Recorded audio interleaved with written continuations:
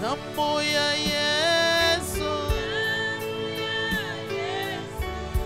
inatiririka,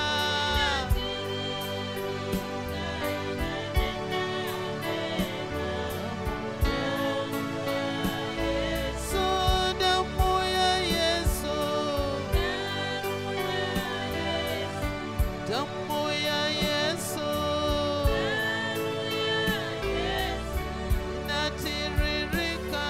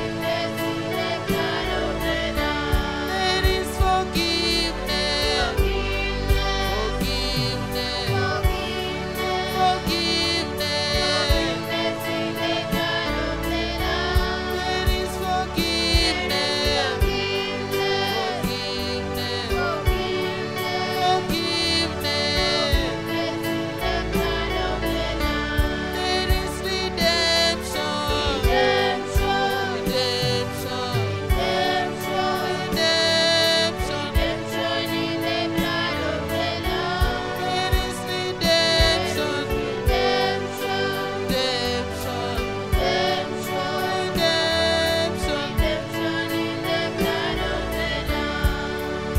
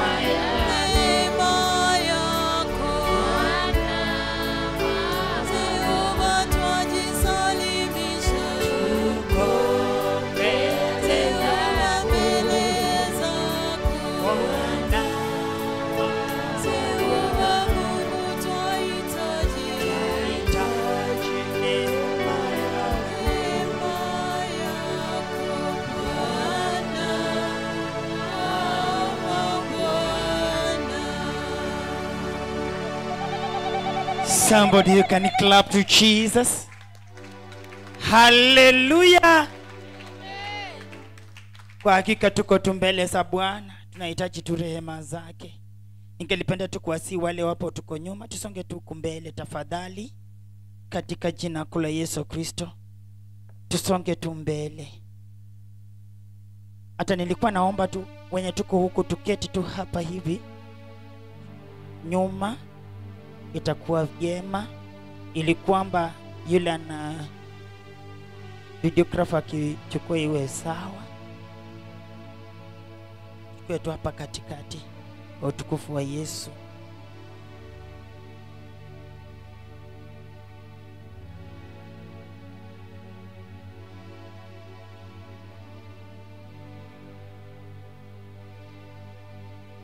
You can clap to Jesus. Unaweza pigia tu Bwana makofi. Welcome in the mighty name of Jesus. Karibu katika jina kuu la Yesu.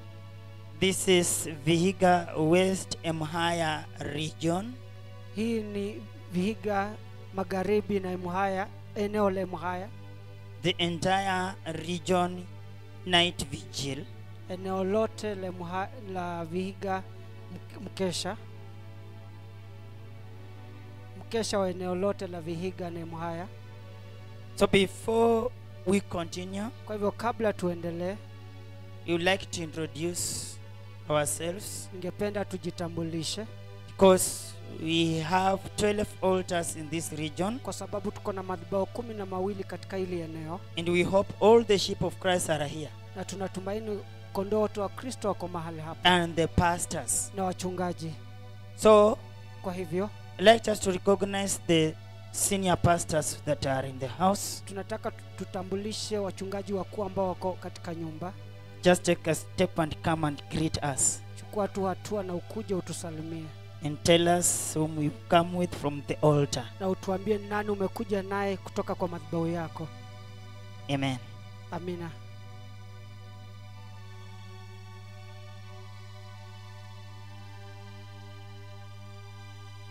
Hallelujah. Bwana Yesu asifiwe. Ni usiku mwingine ambao Bwana ametutunuku, ameturuhusu tuishi masaa haya ya usiku, na ni ya kupendeza tukiwa tuko ndani ya nyumba ya Baba. Kwa hivyo kwa majina ni mchungaji Beverly Nopula, nikichunga kundi la Mungu kule Magada. Kwa hivyo ningeomba wale ambao wametoka Magada wakaweze kusimama.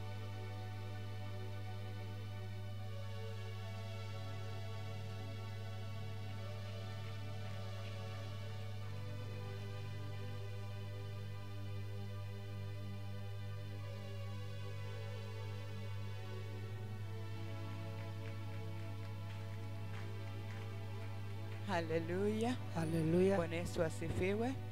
Kwa majina ni mchungaji Violet Oyuchi, nikichunga kundi la Bwana la Kidundu kwa neema tu ya Bwana ambayo sikustahili, na sijaona mtu wa Kidundu, niko peke yangu. Hallelujah. Amen.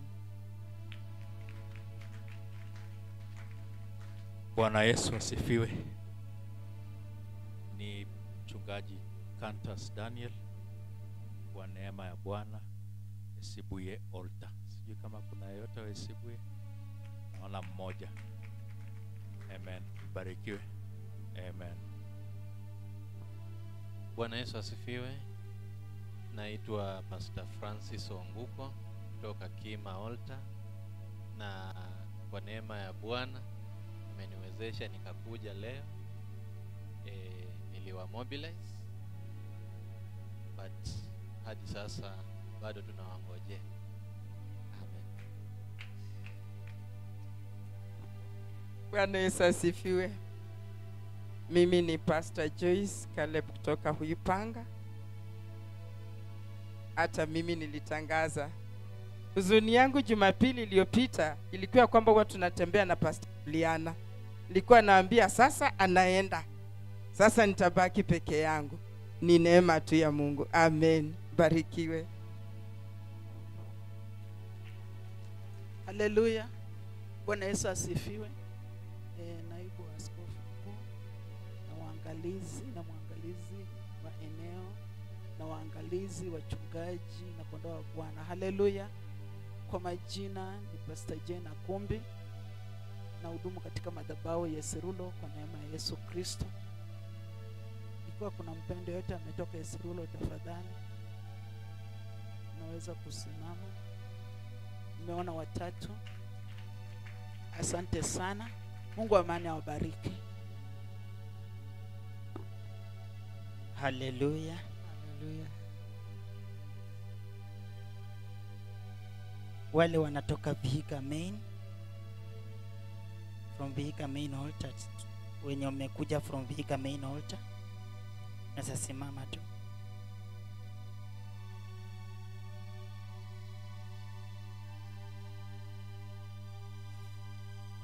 Pigia Bwana makofi.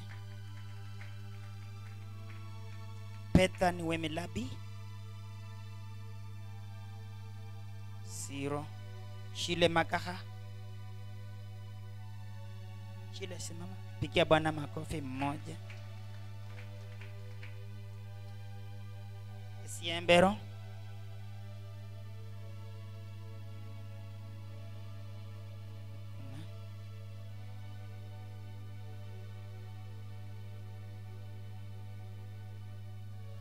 Kilingili. Kilingili, we have apology from senior Basio Okanga ambaye ameenda ku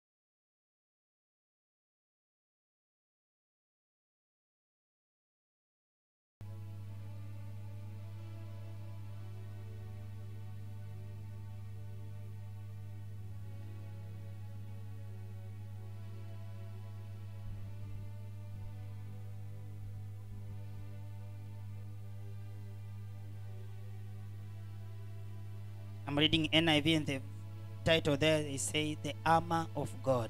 Nasoma tafsiri ya NIV na inasema nguvu za Bwana, silaha ya Bwana. Finally, be strong in the Lord and in his mighty power. Hatimaye kuweni imara katika Bwana na katika nguvu zake kuu. Put on the full armor of God so that you cannot take your stand against the devil's schemes. Jivike nguvu za Bwana ili ukaweze kusitiri nguvu za shetani. Hakuna Bible ya Kiswahili tafadhali? Zishinda nguvu za shetani.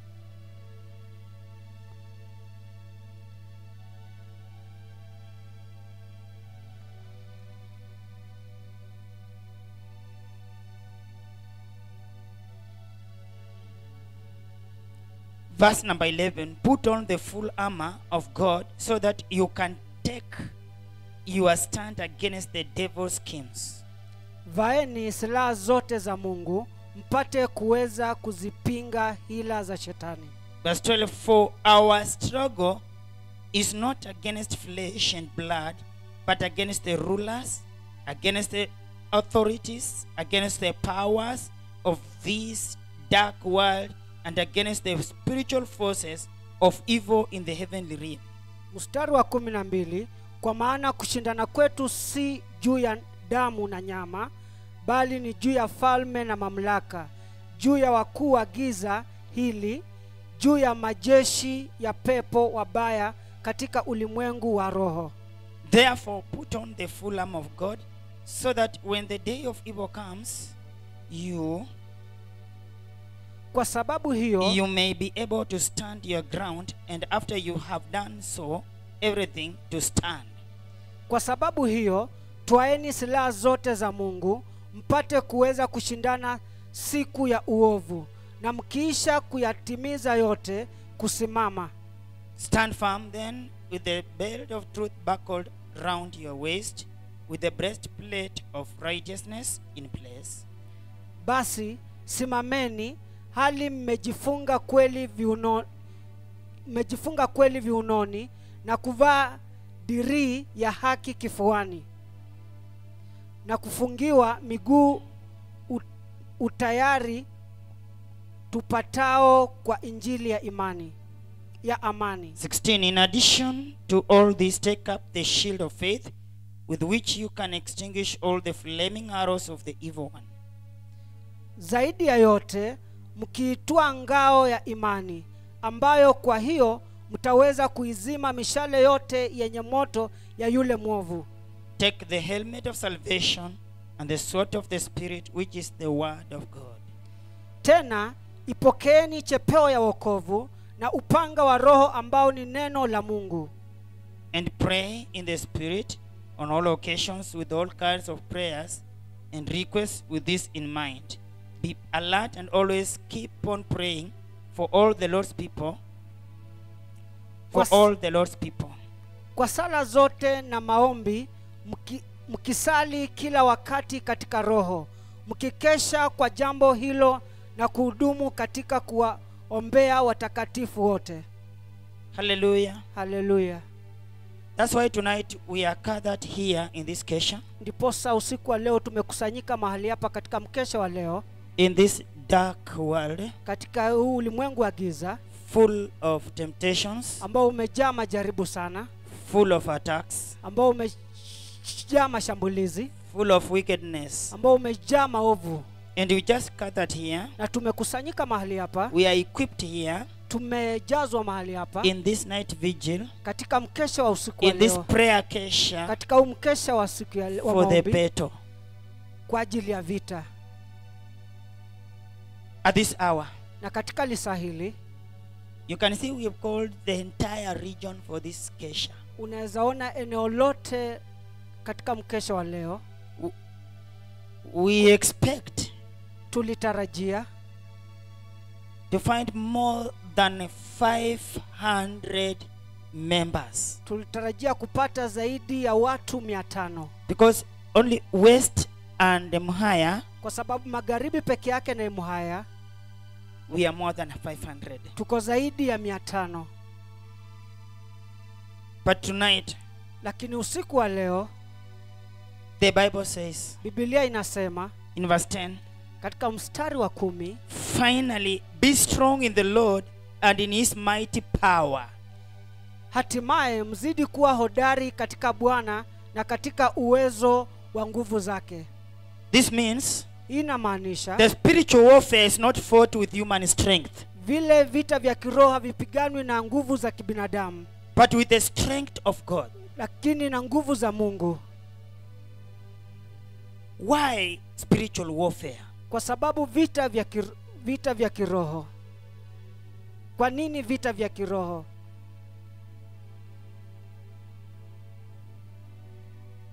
Here in this kesha, katika mkesha wa leo, I know we have all come, najua wote tumekuja, so that we may fight, ili tukaweza kupigana. And we must engage in spiritual warfare because, na lazima tuweze kujumuika katika hivi vita vya kiroho kwa sababu, number 1, if you are writing, kwa sababu ya kwanza kama unaandika,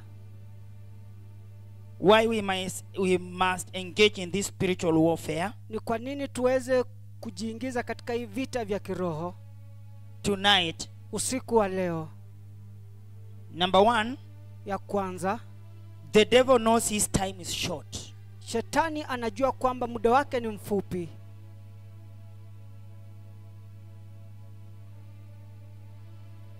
Revelation chapter number 2 verse 12. Ufunuo 20 mstari wa 12. Revelation chapter 12 verse 12. Ufunuo wa Yohana 12:12.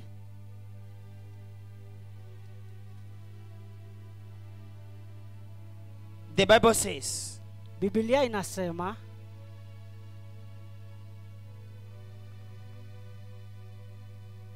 verse 12, mstari wa 12, therefore rejoice, you heavens, and you who dwell in them.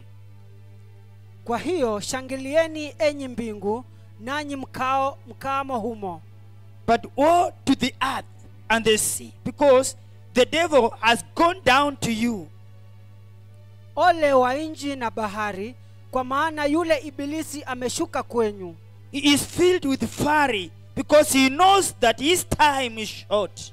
Mwenye ghadhabu nyingi, akijua ya kuwa ana wakati mchache tu. So that's why tonight we must engage this warfare, because the devil knows that his time is over Ndio or maana, is short. kwa sababu ndio maana lazima tujiingize katika hii vita vya siku ya leo, kwa sababu shetani anajua muda wake ni mfupi sana. Hallelujah. Hallelujah. Why must we engage in spiritual warfare? Kwa sababu gani tuingie katika hii vita vya kiroho? As you find that we need to be filled in this particular church, but you realize that we are around we don't even reach 50. Unajua kwamba inafaa tuwe tumejaza hapa mahali, lakini unapoangalia hata hatufiki 50. So why must we engage in this spiritual warfare? Kwa hivyo ni kwa sababu gani tukaweze kuingiza katika hii vita vya kiroho? Number 2, because the church is the target. Ya pili, kwa sababu kanisa ndilo linalolengwa. You must realize Lazima ugundue that Satan is not fighting nations. ya kwamba shetani hapigani He's mataifa. not fighting companies. Hapigani na makampuni. He's fighting the holy bride of Christ that is seated here tonight. Anapigana na wateule watakatifu ambao wameketi hapa usiku wa leo. Why? Kwa sababu gani? Because he knows that holiness disarms him. Because he knows that holiness disarms him. Kwa sababu anajua kwamba utakatifu unamdhuru, unamvua nguvu zake. That's why he is targeting this holy church. Kwa sababu ndio maana anatafuta, analenga lile kanisa lake takatifu. Hallelujah. Hallelujah. So that's why we need to pray. Ndio maana tunahitaji kuomba. We need to fight. Tunahitaji kupigana so that we stand. Ili tukaweze kusimama. Why are we here tonight? Je, ni kwa sababu gani tuko hapa usiku wa leo? You need to realize that many believers, many saints here are being attacked.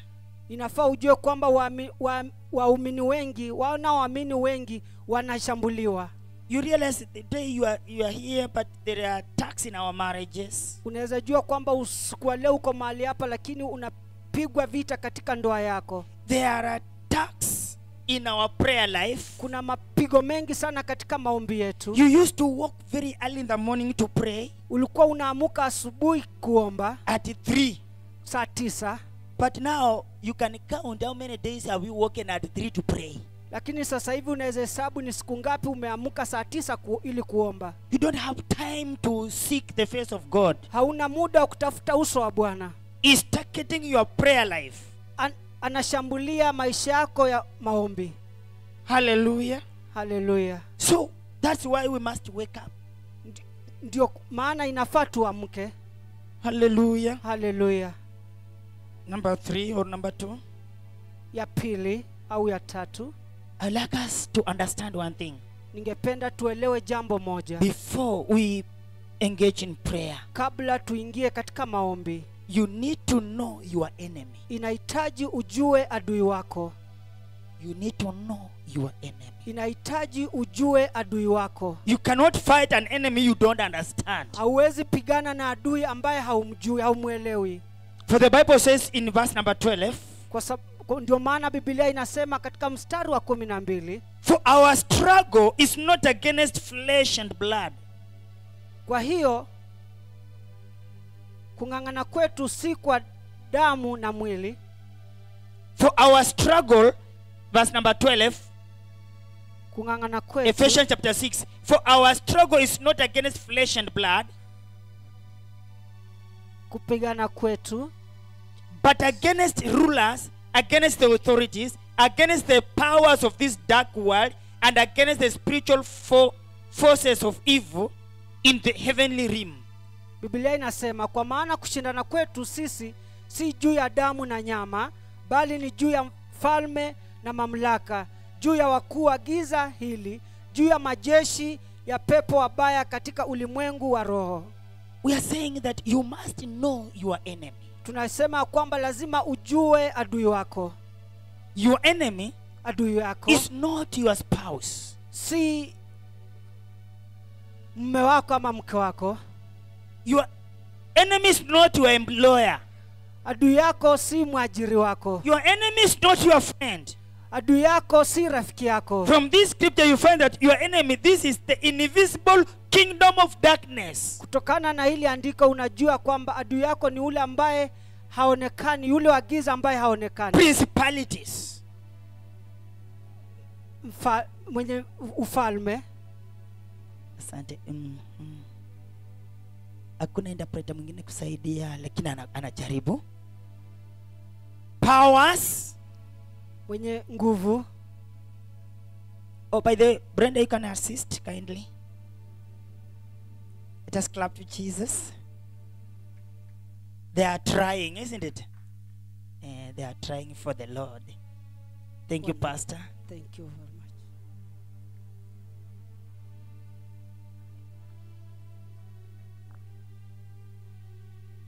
Tonight, as we engage in prayer, Usiku wa leo tunapojihusisha we have katika seen that you cannot fight an enemy you don't understand. tunaona kwamba hauwezi kupigana adui usiyemjua. And you have read from the scripture Na tumesoma kwenye maandiko that for our struggle is not against the flesh and blood, kushindana kwetu si kwa nyama na damu, but against the principalities, powers, rulers of darkness. lakini dhidi ya mamlaka, nguvu za giza. So our enemy is the invisible kingdom of darkness. Kwa hivyo adui wetu ni yule mfalme wa giza asiyeonekana, The rulers of darkness, watawala wa the giza, spiritual forces of wickedness. nguvu za giza za uovu. So the war is spiritual. Hivyo vita hivi ni vya kiroho. So the victory must also be spiritual. Hivyo lazima ushindi uwe ni wa kiroho. And the Bible has told us, or has said, Na Biblia imetuambia that we must put on the full armor of God. lazima tuvae silaha zote za Mungu. That is in verse number 13. Mstari wa 13. Therefore, put on the full armor of God, Kwa hiyo vaeni silaha zote za Mungu, so that when the day of evil comes, you may be able to stand your ground, and after you have done everything, to stand. Kwa hiyo vaeni silaha zote za Mungu ili muweze kushindana siku ya uovu itakapokuja, nanyi mkisha kufanya yote simameni imara. Hallelujah. Hallelujah. Now, you realize that the Holy Spirit Unagundua kwamba Roho Mtakatifu is revealing to us anatufunulia the spiritual weapons silaha za kiroho that we must put on as saints. ambayo lazima tuvae kama wateule. Number one Ya kwanza is talking about the belt of truth. anazungumzia kuhusu mshipi wa ukweli. The belt of truth. Mshipi wa ukweli. Because we realize that deception is Satan's oldest weapon. Tunajua kwamba udanganyifu ndio silaha ya shetani. But if you put on truth, Lakini ikiwa utavaa kweli, truth defeats lies. ukweli unashinda uongo. As a brother or a sister here in this church, Kama ndugu au dada katika kanisa hili, let us purpose to walk in purity. wacha tung'ang'ane kutembea katika usafi. Let us purpose to walk in sincerity. Wacha tutamanie kutembea katika In ukweli. our marriages, Katika ndoa zetu, in the church, kanisani, in our workplace. katika mahali petu pa Let kazi. us be honest before God. Wacha tuwe watu wa kweli mbele za Mungu. That is the belt of truth. Hiyo ndio kweli kiunoni. If you want to ever win against the devil's schemes, Ikiwa unatamani kushinda mbinu za shetani, let us put on the belt of truth. uvalie kweli, mshipi wa ukweli. Another spiritual weapon he's talking about is the breastplate of righteousness. Silaha nyingine anasema ni kuvaa dirii ya haki kifuani. The breastplate of righteousness. Dirii ya haki kifuani. in our lives, katika maisha in yetu, your walk of salvation, katika mtembeo wako wa wokovu, when you sin, unapotenda dhambi, sin opens the door of attacks in your life. dhambi inafungua milango ya mashambulizi maishani mwako. And that's why Na hiyo ndio sababu righteousness uhaki protects the heart. inalinda moyo. Holiness is not optional. Utakatifu si jambo la It is an kuchukua, armor. ni silaha. That's why they say now, the breastplate of righteousness. Hiyo ndio sababu anasema kuvaa dirii ya haki. If you put on the breastplate of righteousness, it protects your heart. Ikiwa utavalia dirii ya haki kifuani, italinda moyo wako. He's saying Anasema another spiritual weapon. silaha nyingine ya kiroho. He's saying shoes of the gospel of peace. Anasema miguu yenu ifungiwe utayari tupatao kwa injili ya amani. You who comes out, you go out to evangelize, you go out to reach out to people, you realize that you are dangerous to Satan. Wewe ambaye unatoka asubuhi kwenda kufanya uinjilisti, unagundua kwamba wewe unafanyika mtu wa kulengwa sana na shetani. You know, when you preach righteousness, Wakati unapohubiri haki, you are just crushing the devil under your feet. unamkanyagia shetani chini ya miguu yako. He's saying, Anasema put on the spiritual weapon, uvalie silaha za kiroho, the shield of faith. The shield of faith. ngao ya imani. Faith extinguishes evil arrows. Imani inazima michale ya mwovu, Fear, hofu, doubt, shaka, confusion, kuchanganyikiwa, discouragement, kushushwa moyo, demonic dreams. ndoto za kimapepo. Because faith says, Kwa sababu imani inasema it is written and the attacks dies. unasema imeandikwa na hayo mashambulizi yanaisha. So we are talking about the shield of faith. Hivyo tunazungumzia kuhusu ngao ya imani. That's why you have come out from your place. Hiyo ndio sababu umetoka kule ulikotoka. By faith you have come here, Kwa imani umekuja, that you are going to fight. lakini unaenda You are kupigana, going to pray unaenda kuomba against the evil attacks, against the devil's schemes. dhidi ya mipango ya shetani, dhidi ya mashambulizi ya We shetani. all understand about the environment of Vihiga. Sisi sote tunaelewa mazingira ya Vihiga. You know very well your region where you come from. Unajua vizuri sana eneo unakotoka. You know that everything is not same. Unajua vitu haviko sawia. Everything is not okay. Vitu haviko sawa. In your life, in your family, in your workplace, you just go around, you realize that things are not okay. Katika maisha yako, ndoa yako, mahali pako pa kazi, unagundua kwamba vitu haviko sawa. That's why we have come Hiyo ndio sababu by tumekuja faith kwa imani that God ya kwamba Mungu must do something in our au lives. lazima atende kitu maishani mwetu. And he's saying Na anasema another spiritual weapon silaha which we nyingine need to carry ambayo inatupasa is kubeba, talking about the helmet of salvation. kuvaa chepeo ya wokovu. Helmet of salvation. Chepeo ya wokovu.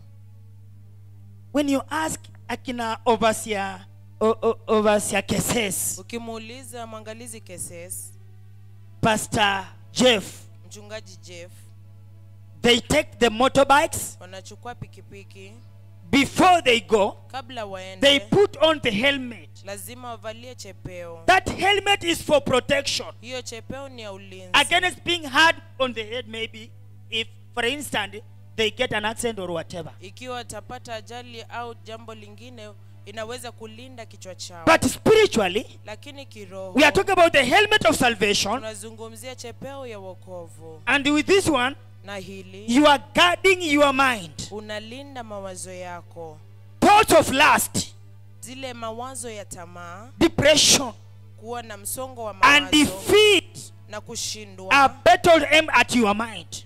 zinapigana katika mawazo yako. And he's saying, Na anasema hold the mind captive to Christ. upeane mawazo yako kwa Kristo. Hold your mind Ushikilie mawazo yako captive to Christ. iwe mateka kwa And that Kristo. one you find in 2 Corinthians chapter number 10. Na hiyo naipata katika kitabu cha Korintho wa pili. Let us read 2 Corinthians chapter 10 verse 5. Wa Korintho wa pili sura ya 10 mstari wa 5. The Bible says, Biblia inasema, nevertheless, 2 Corinthians chapter 10 verse 5. Wakorintho wa pili sura ya 10 mstari wa 5 He's saying, inasema, we demolish arguments and every pretension that sets itself up against the knowledge of God, tukiangusha mawazo na kila kitu kilichoinuka kijiinuacho juu ya elimu ya Mungu, and we take captive every thought to make it obedient to Christ. kijiinuacho juu ya elimu ya Mungu, na tukiteka nyara kila fikira ipate kumtii Kristo. Hallelujah. Hallelujah. That's why we must have this spiritual weapon called the helmet of salvation. Hiyo ndio sababu lazima tuwe na silaha hii ya chepeo ya wokovu. Another thing why we are here tonight to pray Jambo lingine ambalo tuko hapa kuomba is giving us the sword of the Spirit, that is the word of God. ni kwamba tuchukue upanga wa Roho ambao ni neno la Mungu. The Bible says, Biblia inasema, now this is the only offensive weapon hii ndio silaha in the armor. This is the only offensive weapon. silaha ya kushambulia nayo katika silaha hizi. Jesus defeated Satan in the wilderness by saying, Yesu alimshinda shetani kwa kusema, and that's why tonight as we are going to engage in prayer, hiyo ndio sababu siku leo tunapoenda kujihusisha katika you maombi, realize Jesus said, it is written. Yesu alisema imeandikwa. It is written. Imeandikwa. We must read the word of God. Lazima tusome neno la Mungu. Because if you don't read the word of God, Kwa sababu ikiwa hautasoma neno la you will Mungu, fight empty-handed. utapigana bila silaha. Unapigana na ujui sema sasa imeandikwa. Biblia ninatakana kuna siku our blessed David alikuwa anatuambia unasema inaandikwa katika neno fulani, una quote inasema katika hili neno. Bwana Yesu asifiwe. You mention, Unataja. it is written. Imeandikwa. And lastly, Na mwisho, praying in the Spirit. mkiomba katika Roho. And that's why he said in that Ephesians chapter 6 verse 18, Katika Waefeso 6 mstari wa 18, where he said mahali amesema in verse 18, mstari wa and 18, pray in the Spirit on all occasions with all kinds of prayers and requests. With this in mind, be alert and always keep on praying for all the Lord's people. mkiomba kwa Roho siku zote katika sala zote na maombi, mkikesha kila wakati mkiwaombea watakatifu wote. You must know that Lazima mjue kwamba a prayerless believer muumini asiyeomba is a powerless believer. ni muumini asiye na nguvu. Prayerless believer Muumini asiyeomba is a powerless believer. ni muumini asiye na nguvu. And tonight, Na usiku wa leo, I believe that God is going to help us naamini kwamba Mungu anaenda to kutusaidia formulate the strategies ili kuweza kuiga hizi mbinu for spiritual warfare, kwa ajili ya vita vya kiroho, and this include na hii inahusisha repentance. toba, And we understand that repentance na tunaelewa kwamba toba closes every demonic door. inafunga milango yote ya So mapepo. you know each and every sector of your life, Unajua kila sehemu ya maisha the yako things we ought to repent of, mambo ambayo inatupasa kutubu kwayo, because we understand that repentance closes the door of demonic attacks. kwa sababu tunajua toba inafunga mlango ya mashambulizi ya kimapepo. Every known sin must be confessed and abandoned. Kila dhambi ambayo inajulikana lazima utubu na iachwe. We do come and confess. Tunakuja kukiri, We go back again to sin. tunarudi tena kutenda He's dhambi. saying, if you confess, let us abandon. Anasema kwamba ukishakiri wachane nayo, Just abandon it. achana nayo. Hallelujah. Haleluya. In James 4:7 is the Bible say, submit yourself to God, resist the devil, and he will flee from you. Yakobo 4:7 anasema Submit yourself to God, jitiishe kwa Mungu, resist the devil, mkatae and he shetani, will flee from you. naye atatoka kwako. So you cannot resist the devil unless you first submit to God. Hauwezi kumkataa shetani licha kwanza kabisa lazima ujitiishe kwa Mungu. Submission.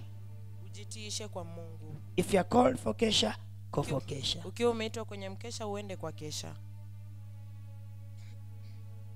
Bwana Yesu asifiwe.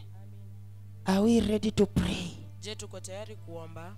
He's saying Anasema today, leo as we have gathered here for this kesha, jinsi tumekusanyika hapa katika mkesha huu, let us understand wacha tuelewe why we are here tonight. ni kwa nini tuko hapa usiku huu. He's saying, Anasema standing on the testimony of the blood of Jesus, tukisimama katika ushuhuda wa damu ya Yesu every day kila siku at your workplace, katika mahali pako pa kazi, because kwa sababu he's saying anasema the blood breaks curses, damu inavunja laana, the blood breaks accusation, damu inavunja mashtaka, the blood destroys satanic legal grounds. damu inavunja mahali ambapo shetani anaweza kukushtaki kwayo. And that's why in Revelation he said that they overcame him by the blood of the Lamb Hiyo ndio sababu katika Ufunuo wa Yohana 12 anasema kwamba aliwashinda kwa nguvu and za by the damu word of their testimony. na kwa neno la ushuhuda wao. Bwana Yesu asifiwe. Amina. Sijui usiku wa leo kama tukienda kuomba, tunaomba kama tunajua ya kwamba hizi silaha ambazo tumepewa tuko nazo na tunasitumia, kwa sababu tunaambiwa tu vizuri ya kwamba hakika uvae silaha, na silaha tumepewa karibu silaha 7 hapa.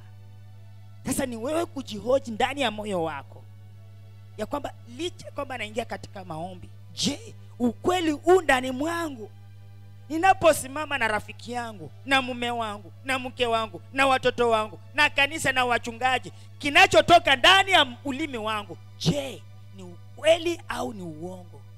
Hata wengine tuko hapa, lakini mtu akikuuliza ni uongo unatangulia kwanza, na unajua tu unadanganya.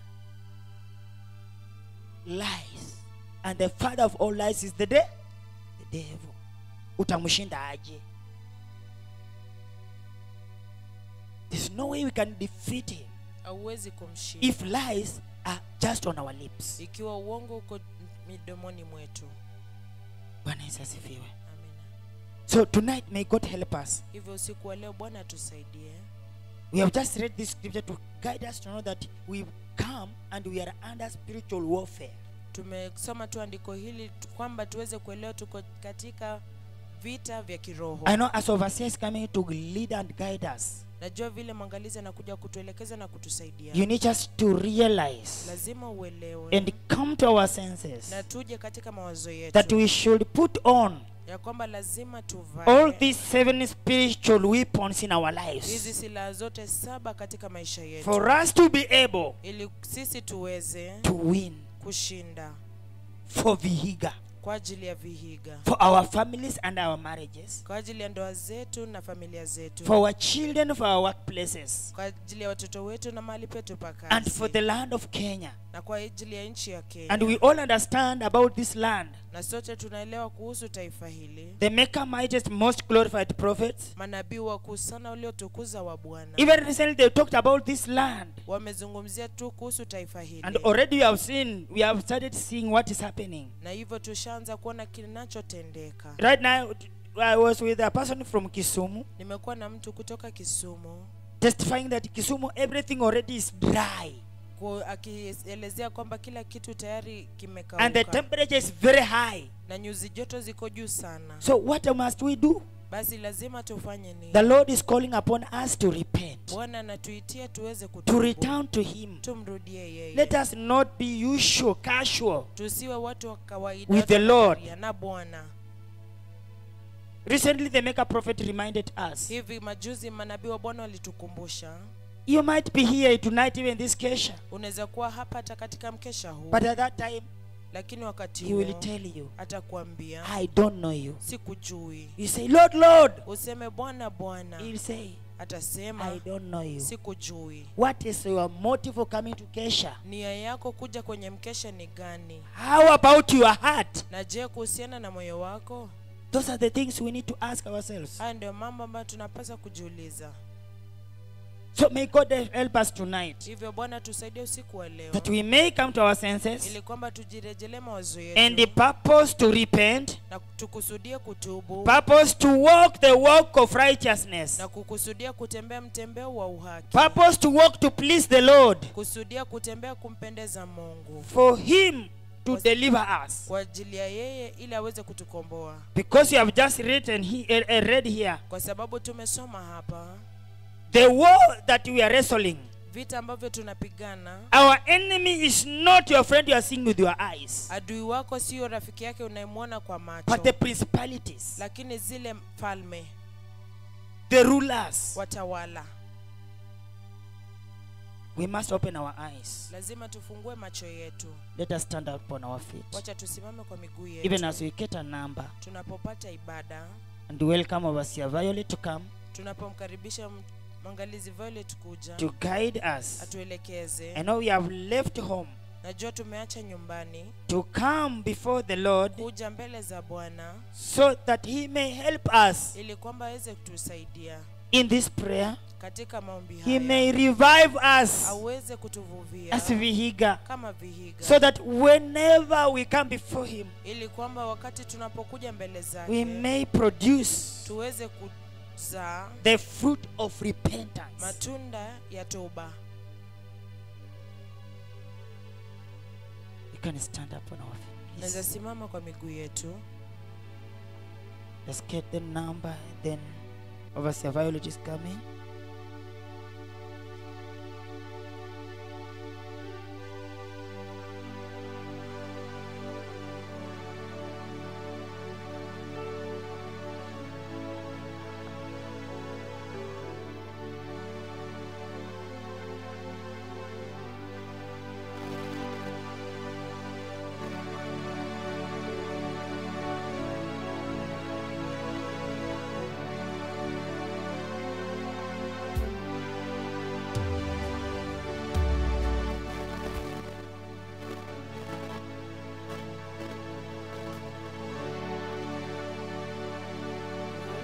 Jua vema Bwana,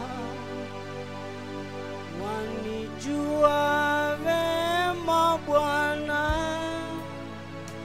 wanijua vema Bwana, niko mbele zako, wanijua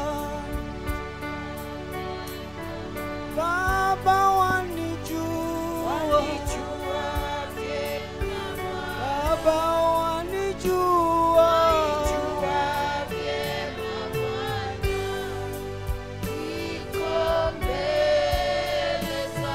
Yesu, wanijua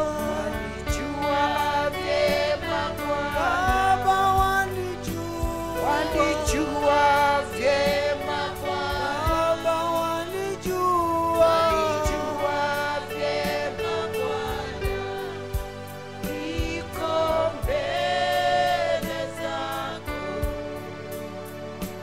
waujua moyo wangu, wayajua mawazo yangu, wanijua vema Bwana, niko mbele zako, wanijua Baba, wanijua Baba, wanijua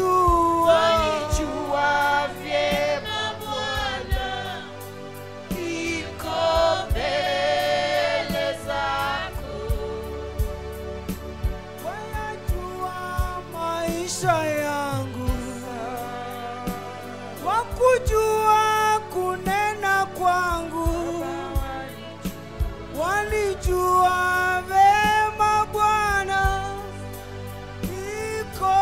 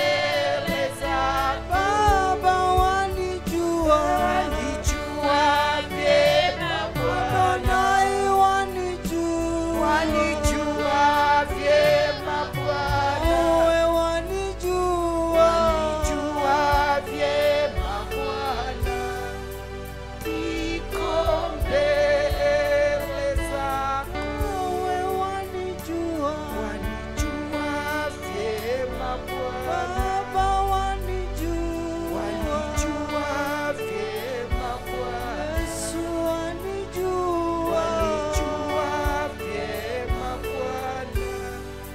Niko mbele zako. chukua tu nafasi yako mbele za Bwana. Anakujua vyema, anajua moyo wako. Hata kama umevalia jinsi umevalia, wewe ni mama wa toba, wewe ni ndugu wa toba, anajua moyo wako, anajua mawazo, anajua siri. Kuna siri umeficha mwanadamu, umeficha